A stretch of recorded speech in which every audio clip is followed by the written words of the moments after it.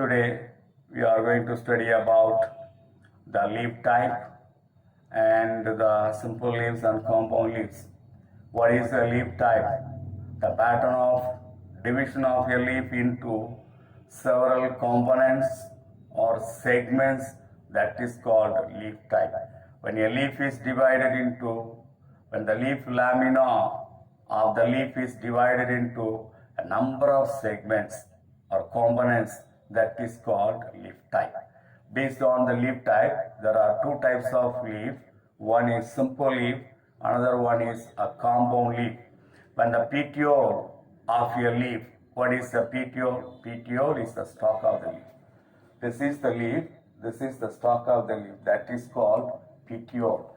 When the petiole of a leaf produces a single leaf lamina, it is called simple leaf. For example, this is the mango leaf. Here the petiole produces a single leaf lamina, undivided leaf lamina. The leaf lamina is not divided, it is undivided leaf lamina. When the petiole produces undivided leaf lamina, it is called a simple leaf or undivided leaf or entire leaf, that you can say. For example, mango leaf.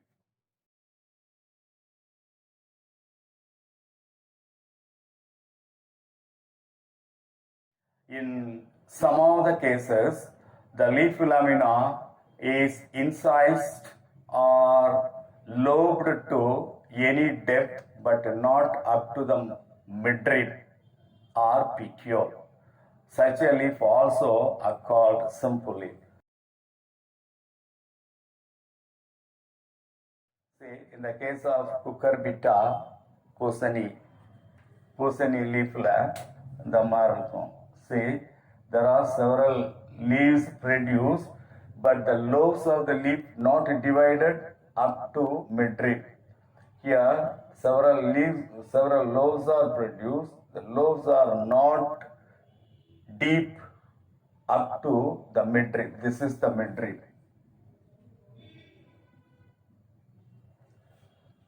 Such a leaf is also called simple leaf. When it is divided till the midrib, that is compound leaf. Second type is a compound leaf. Main axis of a compound leaf is called rachis. When the rachis produces more than one leaf lamina, very small leaf lamina, that is called leaflets produced, it is called a compound leaf. When several very small leaf lamina, that is leaflets, produced from the main axis of the leaf, that is called a compound leaf. Here in the case of, this is a compound leaf, this is the main axis. The main axis is called rachis. When several very small leaf lamina are produced, they are considered as the leaflet, that is called compound leaf.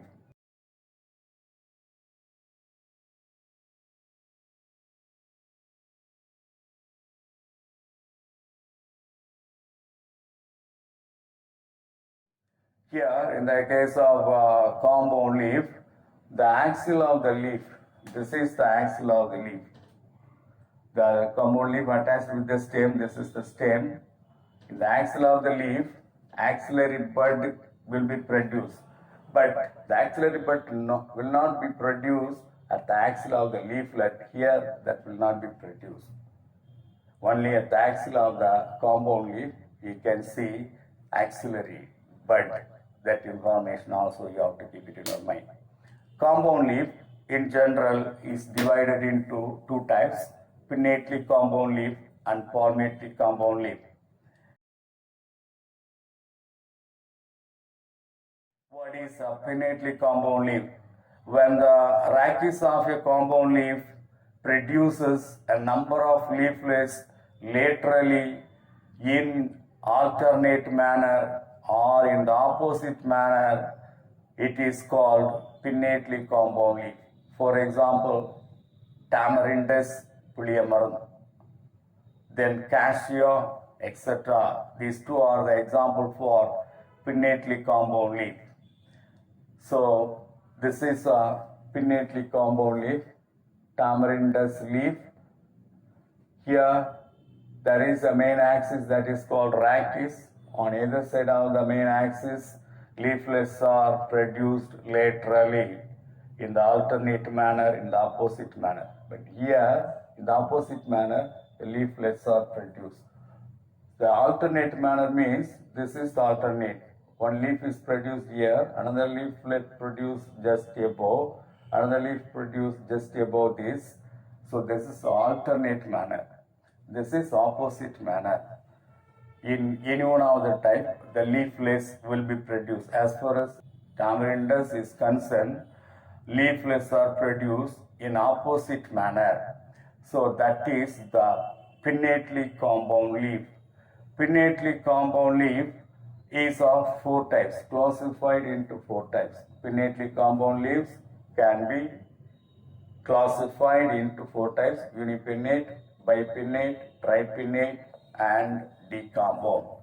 Unipinnate, when a simple unbranched rachis produces leaflets directly on the lateral side in alternate or in opposite manner, it is called unipinnate. For example, in the case of rose, in the case of neem, Azadirachta, Vepamaram, etc., the unipinnate type of compound leaf is produced.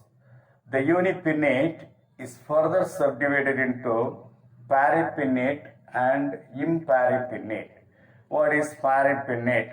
When the leaflets are even in number, then the compound leaf is called paripinnately compound leaf.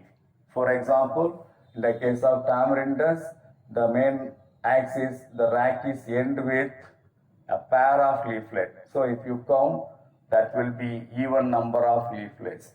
When a compound leaf produces even number of leaflets on either side of the rachis, such a type of compound leaf is called paripinnately compound leaf. Come to the imparipinnately compound leaf. In the case of imparipinnately compound leaves, the leaflets are odd number of leaflets are produced. When a unipinnately compound leaf produces odd number of leaflets, such a unipinnately compound leaf is called imparipinnately compound leaves. For example, Azadirachta indica, Azadirachta in வேப்பமரத்தில் leaf இந்த மாதிரி இருக்கும். The main axis end with a leaflet. So if you count the leaflets, total number of leaflets, that will be odd number of leaflet. When a compound leaf produces odd number of leaflets, that compound leaf is called imparipinnately compound leaf. Example, Azadirachta. Right. The second type is bipinnate. In the bipinnately compound leaf, the primary rachis produces secondary rachis, which produces leaflets on either side. This type of leaf is called bipinnately compound leaf. Here, the secondary rachis is known as pinnae. The number of pinnae may vary from species to species. Example, Telonyx. This is the bipinnately compound leaf. Here, primary rachis is there that produces secondary rachis. Leaflets are produced only in the secondary rachis. Such a type of compound leaf is called bipinnately compound leaf. The third one is tripinnately compound leaves. Here, in the tripinnately compound leaf, primary rachis produces secondary rachis. The secondary rachis in turn produces tertiary rachis. The tertiary rachis produces leaflets directly. So that is the tripinnately compound leaf. For example, in the case of Murunga Marathula leaf, tripinnately compound leaf, that is. Say, this is the tripinnately compound leaf. Primary rachis is produced, from that secondary rachis is produced, from the secondary rachis, tertiary rachis is produced, leaflets are produced in the tertiary rachis. Such a type of compound leaf is called tripinnately compound leaves. The fourth one is decombone. When the rachis of the leaf produces several branches of rachis, it is called decombone. For example, Dacus carota, carrot, Coriandrum sadaivum, kotamalli.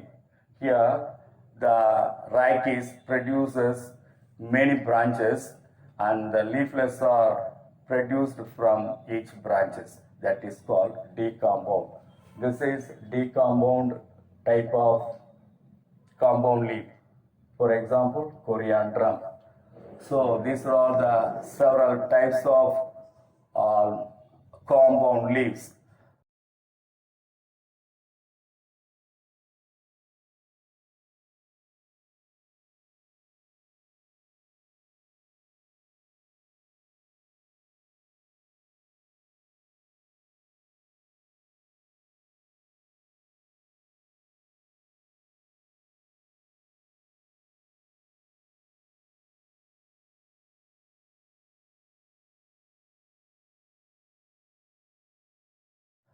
In the compound leaves, we have seen pinnately compound leaves and palmately compound leaves. There are two types.